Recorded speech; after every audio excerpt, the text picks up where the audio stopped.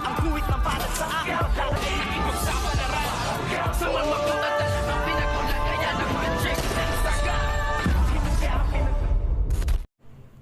Good morning and welcome sa aking munting channel. Nagkakagulo nga dito nga sa bahay ng mga di magiba dahil nga sa kagagawan ng walang hiyang si Lena na pilit niyang ipinagsisiksikan ang kanyang sarili kay Rigor na nais niya pang palayasin ang tunay na asawa. Hindi ka ba kinikilabutan sa mga sinasabi mo, Lena? At alam mo naman sa sarili mo kung ano at sino ka lamang sa buhay ni Rigor.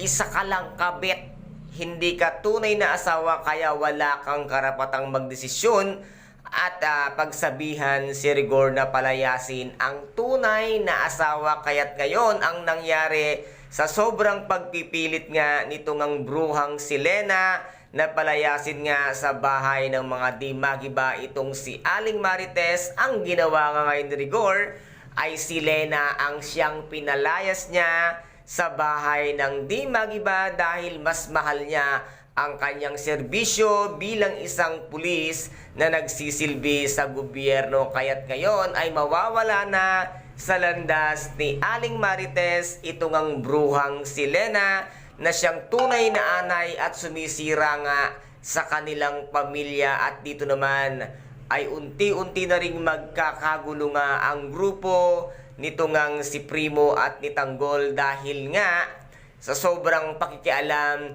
nito ngang si Amanda. At natuklasan nga din nila dito na wala nang ang tao or naninirahan nga sa bahay ng mga kabalyero, kung kaya't nasabi nga dito nitong si Divina na maaari mo na itong kamkamin, Tanggol, dahil ikaw na ang siyang nag-iisang tunay na hari ng Quiapo. Kaya dito ay unti-unti na ring magkakasira at magwawatak ang mga bawat grupo. At dito naman ay mapapatunayan nito ngang si Tanggol na hindi siya nagkamali sa pagkuha kay Madonna dahil si Madonna ngayon ay nakaitanggol ang kanyang tunay na loyalty at magtatrabaho siya bilang kagrupo nga at tagapagtanggol nito ngang si Tanggol, si Madonna. Kaya guys, ito po ang ating pakaabangan, ang mas tumitinding mga revelasyon dito nga sa tinaguriang pambansang teleserye FPJ, ang Batang Quiapo. At kung nagustuhan po ninyo